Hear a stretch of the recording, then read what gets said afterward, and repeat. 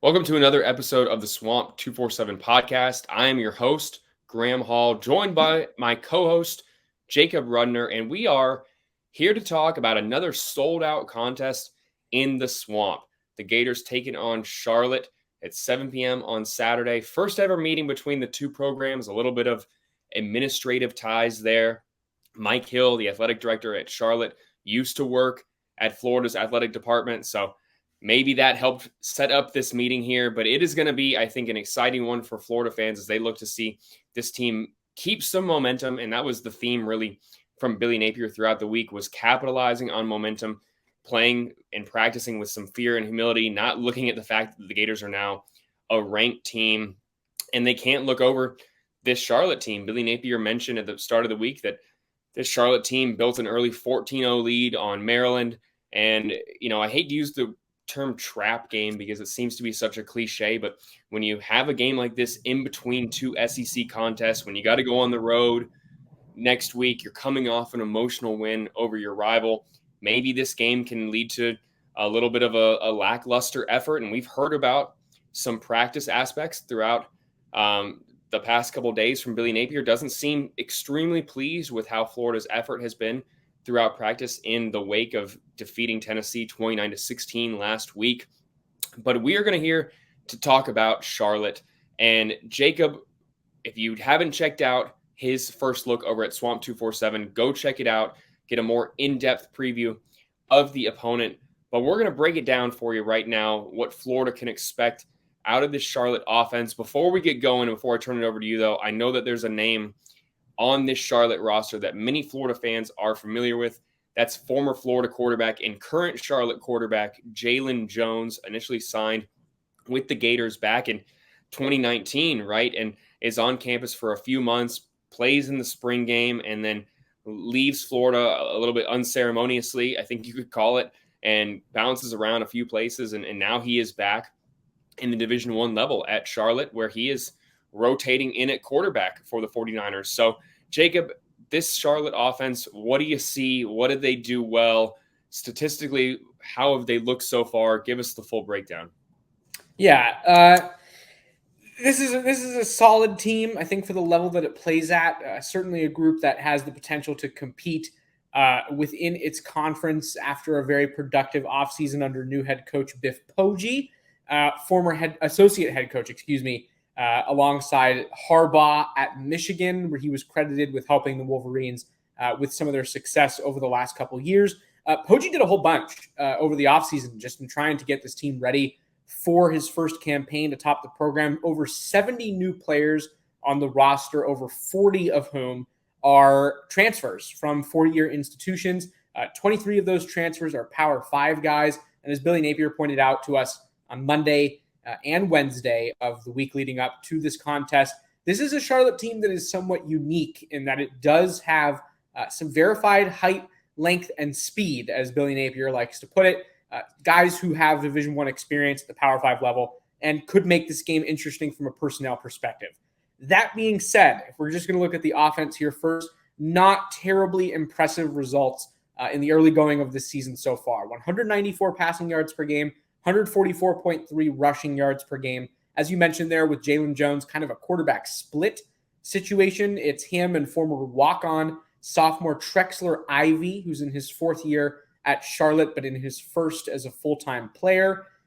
330 passing yards, 75.76% completion for Trexler Ivy. He's been solid. 10 yards per attempt, 13.2 yards per completion. The only thing about Trexler Ivy is when he's on the field, it's kind of a tell. Charlotte does not like to run the ball with the quarterback when Ivy is under center. It does like to run the ball with the quarterback when Jalen Jones, the very brief Gator, is on the field. Jones has 252 passing yards and is completing just 58.54% of his passes this year, 3 times intercepted already in 3 games. However, he does have 196 rushing yards and 2 touchdowns on 32 attempts. So some dynamic mixtures can go on in the backfield. With the 49ers, Jalen Jones presents some interesting options, much less of a threat to burn Florida through the air. It kind of becomes one-dimensional just in terms of what his skill set is. The weapons on this offense are okay. especially relative to what Florida's going to be trotting out there defensively. Kind of a weird running back situation in that their named starter is not actually their leading rusher. And according to their depth chart, or at least the one that's on their game notes ahead of this game, their third team running back is not only their leading rusher with yards per carry or yards per game among running backs and yards total on the season, but he also is pacing the group with 26 total carries, more than 8 than the next highest person. So an interesting situation, kind of a hard offense to pick apart, just, given who it's faced so far this season. Maryland did a good job keeping them kind of limited. Only scored 24 points in a win over SC State to open the season. Not a very high-octane group, not going to score a lot of points. Florida's defense, which has been excellent so far this season, probably shouldn't struggle with this unit.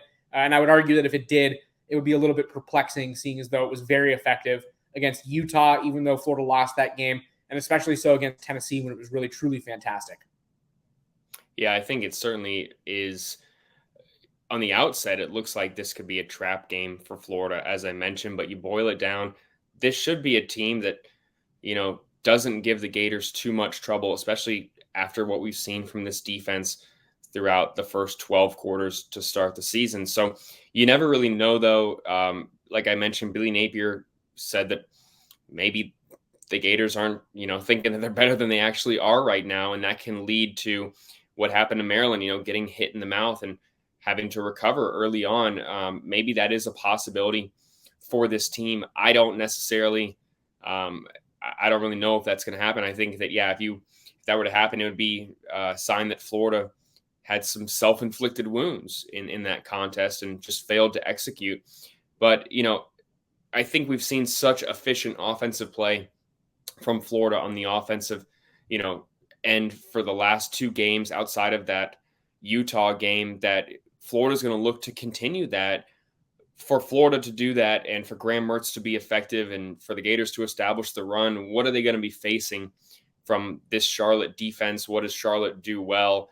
And what do you think that they're going to look to capitalize on against this Florida offense? Yeah, I see a lot of opportunity here, Graham. I think that this is a game for Florida where its opponent is really going to struggle to keep up. We mentioned a couple minutes ago that this is a team that does have quite a bit of transfer help, for over 40 transfers this year, over 70 newcomers. And they do have height, length, and verified speed, as Billy Napier said. The problem is that putting that all together is another thing. And as with the offensive side, defenses look pretty similar. It's been kind of a struggle this year, despite having athletes throughout the field. Through the passing game, teams have had a lot of room to operate, 270.7 yards per game so far this season. And that's, against fairly unimpressive teams. Opened the season against South Carolina State and got a win. Maryland is obviously a little bit more of a high caliber opponent. And then Georgia State had a pretty resounding win over the 49ers. And so, just not very tight defense. Rushing defense isn't much better, 151.3 rushing yards allowed per game. It's 92nd in the country. Forgot to mention the ranking, 110th overall for passing. So not a lot of resistance so far this season. There are players on this defense who have impressed me. Wayne Jones, starting senior safety, kind of a do-everything sort of a player, leads the team with 21 total tackles, has half a sack, so he's able to get into the backfield a little bit. They're going to use him in different alignments, bring him back down into the box against the run, allow him to defend the pass a little bit, and he's pretty dynamic. We'll see Charlotte, I think, a couple times throughout this game go out of its base 4-2 defense and transition into more of a 4-3 look. And sometimes, not all the time, it doesn't necessarily put a third linebacker on the field so much as it will just use Wayne Jones as a third linebacker, more of a box safety, and somebody who's capable of really filling that role quite well. Demetrius Knight, transfer from Georgia Tech, solid linebacker, second on the team with 19 sacks. He's been involved in defending the passing game. Oh, excuse me, I said 19 sacks. 19 tackles. He does not have 19 sacks through 3 games. He does have a half a sack and an interception. So he's influenced the passing game so far. Solid against the run. But again, this is a defense that is not really going to put up a ton of resistance against the Gators. And I do see opportunity for Florida to test things out through the air. Billy Napier, as we've said now several times on this podcast, has highlighted a desire, maybe even a need for his offense to be a little bit more explosive through the air, even in its win over Tennessee. Only 2 plays through the air over 15 yards, both 18-yarders, which is not terribly impressive relative to explosive shot plays via the pass. And Napier wants to see more of that. Like I said before on the Swamp247 podcast, you don't have to take my word or evaluation for this. Take the head coaches. And he's told us on several occasions that Florida needs more passing potency, not just in that short to intermediate range where it's been very good so far, but also down the field. And this is certainly an opportunity with a team that's allowing 270.7 yards per game through the air. Only 21 teams in the FBS are allowing more passing yards per contest. I would love to see Florida open things up a little bit. I certainly think it's capable. And this should be a pretty low resistance matchup to give that a shot, even with a couple offensive linemen out due to a suspension. Some really good stuff there from Jacob. I was about to say 19 sacks. I mean, Graham Mertz is going to have to watch out. That is absolute menace in the backfield. It doesn't sound like, again, this Charlotte defense has a lot of potency. Again, the transfer portal giving you the ability to reconstruct your roster, overhaul it completely year to year, always can maybe make for some unexpected, aspects of the season. You never really know how a team is going to gel. And sometimes guys need a change of scenery and to have the opportunity to lead, and that can lead to an elevation in play. And I think that could happen here at Charlotte in due time, but it doesn't look like right now this is a program capable of competing with a Florida team that just beat the number 11 team in the country at this time last week. So I think that with all that being said, this is a game that Florida should win by double digits, win handedly, be able to get some backup players into the game in the second half like they did against McNeese. And we've already talked about, if you listen to our Tuesday episode of the podcast, we talked about the suspended players that are out for the first half for Florida. That gives them a chance to see what true freshman Najee Harris can do in extended minutes. He played, 10 snaps against Tennessee. I think that they would like to see him get, triple that action in the first half and even maybe continue to play in the second half. So a lot of things that Florida can get out of this game if they can pull away and have a chance to get some of these younger, unproven guys in. But for that to happen, Jacob, now we're going to talk about keys to the game. I'll start with you. Give me your keys to the game. What does Florida have to accomplish? What are the biggest things in your mind that they need to get done just to make it so that this is no contest by the second half, really? Yeah, I mean, look, I think that the rate at which this becomes a blowout is less important than the process for it to potentially become a blowout and kind of how Florida looks within its schemes and execution. I'm really going to be looking for Florida again to open things up through the air. This is another great opportunity to be able to do that. We saw some flashes of some downfield offense against McNeese. Ricky Pearsall had a 50-yard touchdown in that contest. I think that this is, a chance to do that against a team that has a little bit more of a chance to compete with you. This is an FBS opponent, after all, not a particularly great one, but certainly better than a, mid to bad level FCS opponent like McNeese was. And I think that that's something Billy Napier is going to want to capitalize on, getting his receivers and his quarterback in a rhythm where they can really attack the downfield game a little more, try and take the top off the defense. And get something out there that, you can prove that teams have to respect you down the field a little bit. I think that as Florida's schedule gets much, much harder and we get into the meat of the season, it's going to be really important that Florida requires opposing defenses to, at minimum, have in the back of their mind, this is a team that can take a shot. This is a team that's capable outside of the short to intermediate. And that level of respect, I think, opens things up. Even in the run game, it makes things easier because respect laterally and vertically typically creates more room around the line of scrimmage. This is a great chance for that to happen. 270.7 passing yards per game allowed by Charlotte. Florida needs to capitalize defensively, do the same thing. I mean, this is a unit that's been excellent. No reason to be allowing, frankly, much production at all in this game. I think that Florida has the potential to pitch a shutout here if it's really on its P's and Q's. And based on everything we know about Austin Armstrong and how he has this unit preparing and executing, that's certainly within the realm of possibility. So I know we're going to do our score predictions in a second here. I foresee a blowout.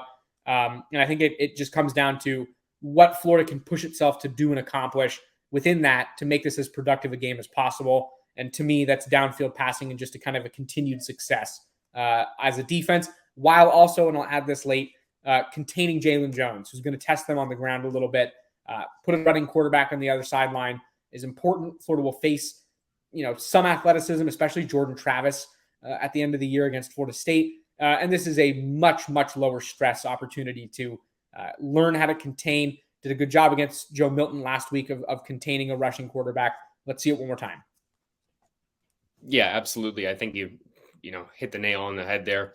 A lot of things that Florida is going to be looking for. It's an inferior opponent in many ways. To see them take a setback, I think would just be demoralizing for a fan base that I still think is looking for some validation that this is a competitive team. There still is a belief maybe that Tennessee wasn't as good as advertised, and that win, while impressive, isn't necessarily a great indicator of how good Florida is. I think you want to see efficient offensive play. If you're a Florida fan, you want to see, like you said, a downfield passing game, an explosive run game, improvements along the offensive line, getting Jake Slaughter in there for the injured Kingsley Eguakon. I think that, that is certainly an interesting thing as well, that I'm going to be watching for. Probably the biggest one for me, and we saw some improvement of this, against Tennessee, but just playing a clean game for Florida, not having mental errors, because, well, maybe they're not going to matter in this game. They could come back to bite you later in the season, knowing that you have some formidable foes, up ahead. Florida really wants to have everything cleaned up, I think, before they get into Lexington next week. And this game provides a chance to do that. So that's something I'm certainly going to be watching for. And last thing I'll say is just clean up the special teams issues. I mean, that has been a unit that has cost Florida over 8 points already this season. And to see that continue to be an issue when you just saw Trey Smack go into the game for Adam Mahalik, maybe a decision gets made one way or the other, because I think that clearly Florida needs to improve in that regard. And so that's something I'm going to be monitoring against an opponent where it shouldn't be consequential, but you're going to be looking for an improvement from, I think, the personnel and an execution standpoint. They've had a week to make some fixes, and I think that fans, after seeing 3 weeks of subpar special teams play, are looking for some tangible progress. So with all that being said, now we're going to give our initial predictions of the game. Jacob already spoiled his. He couldn't wait to tell you that he thought Florida was going to get blown out. Can't blame him. That comes with giving the keys to the game. I'm going to go ahead and start, though. Not Florida. Charlotte's going to get blown out. Charlotte's going to get blown out. Excuse yeah. me. Florida's going to blow out Charlotte. I'm right there in the same boat, but I'm not predicting a shutout necessarily here. I do think Charlotte finds the scoreboard. I think that they end up getting a field goal too, but I do think the Gators win by 30 plus. I'm going 42-10 Florida. I think it's going to be a huge win for the Gators, and it's going to be a tune-up that they need going into Kentucky against a Kentucky program that is looking to do what they did last year and hand Florida a loss. So I think it's going to be a big win for Florida, though. It's not going to be perfect, but it's going to be still what the program needs heading into Kentucky. How are you seeing this one unfold, Jacob? Yeah, I'll just give you the score right off the bat here. I've got 42-6 Gators. I think that scoring is obviously going to be no problem for Florida in this one. I think it should be pretty out of hand by halftime, if not kind of earlier in the third quarter. Don't really foresee Charlotte having much of a response for what Florida does defensively. I think that they're able to keep Charlotte out of the end zone, which is probably one of my bigger predictions of this game. Not a shutout. I think that Charlotte's kickers get in range for 2 field goals to get to that 6, but I do think that Florida should be able to keep Charlotte out of the end zone in this contest. So 42-6 Gators. I know that I'm not on fire so far with my predictions so far this season in terms of predicting Florida wins and losses, but basically nailed the McNeese one, and this game should be similar. So I feel good. I feel good about where I'm at. You should feel good. Although I got to say, Jacob, there probably were a lot of Florida fans out there hoping that you would pick the Gators to lose again, knowing that, good one for you last week. I'm just messing. Obviously, this is one that I think we're on the same page about. We think this is going to be no trouble for the Gators. Anything else, I think, would be concerning for a team that just got so much hope. And to call back to what we just said, we'll use Billy Napier's words. We don't have to use our words. He said that last year's team struggled to capitalize on momentum. He is looking for that from this team. This game may not look like a very consequential one, but in that perspective, seeing how this team responds to now being respected a little bit, being ranked. I think Billy Napier is looking to see what kind of fire they have. If you still have the same fire when you get a little respect as, you had when you were disrespected, I think it bodes well for your competitive odds, and Florida's coach is looking for that. So we'll be back next week to recap this Charlotte game. Stay tuned over at swamp247.com. Tons of content coming in the coming days before the Charlotte game, during the Charlotte game, after, you name it, we got it. And make sure you check us back out next week on YouTube, wherever you get your podcasts, for a recap of the Charlotte game. This has been another episode of the Swamp 247 podcast. I'm your host, Graham Hall, joined by Jacob Rudner. We'll be back next week. See ya.